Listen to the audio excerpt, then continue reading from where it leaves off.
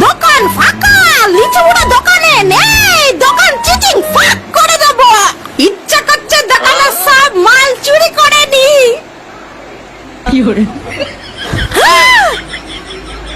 এই যে লিচু বুড়ো, তোমার দোকান থেকে ফুলটুসি চিপস চুরি করছে, গিয়ে দেখো। চিপস হাতে নিয়ে নাচছে, ধরো শালিকে।